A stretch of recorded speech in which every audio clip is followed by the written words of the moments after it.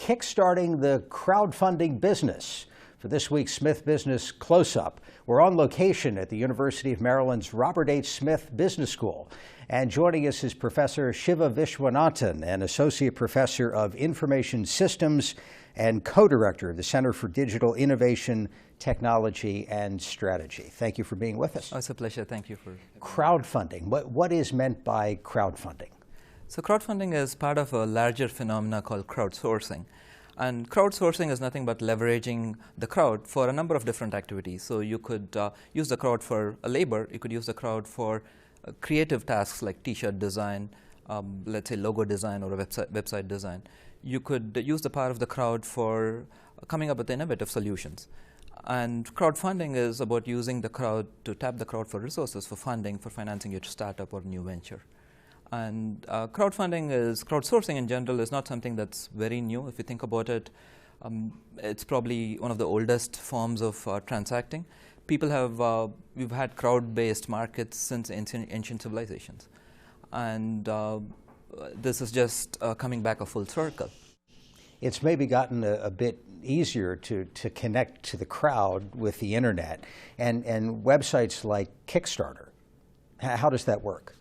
So essentially, if you're an entrepreneur, you want to raise funds for your venture, you would put up a listing on one of these crowdfunding platforms, and you would put up a lot of information about what this project is about, what you need the money for, how you're going to use the money, and so on and so forth, and let all the potential investors look at this information and decide how much to fund you and what's the return on investment that they get. So in some markets, you would have a fixed return on investment. In some places, you might get a free sample of the product. In others, you might actually get return on investment depending on how you bid on these listings.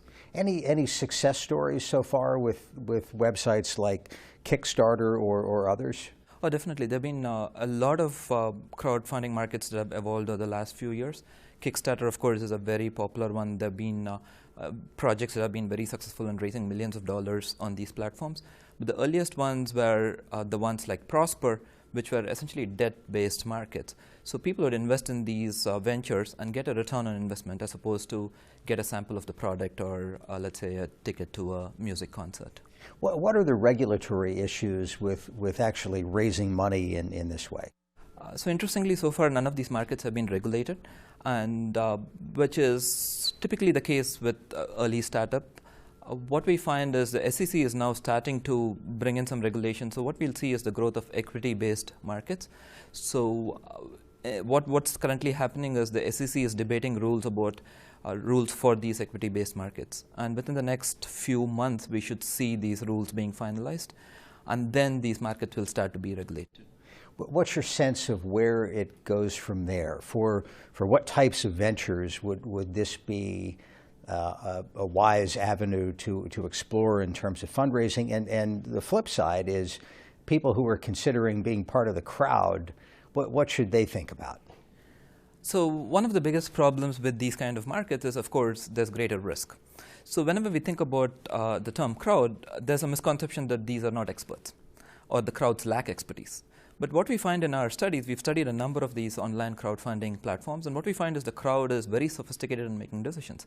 They're actually able to pick out the really successful ones, the ones that are really doing well, and invest in those, almost as on par with an expert. And this is something that's very interesting because you don't think of crowds as being experts. And whereas even in the traditional setting, only about 25% of the startups actually do well. There's a 75% failure rate. So we would expect about the same in these online markets, except that there's greater risk because there's less information about these startups. These are national markets, these are global markets. So there's lesser information, and that's greater risk for the crowd. What are the regulatory issues with the fact that it is a global market and can exceed the SEC's jurisdiction? Currently, the equity-based markets will be national markets as opposed to global markets, so they will still be under the jurisdiction of the SEC.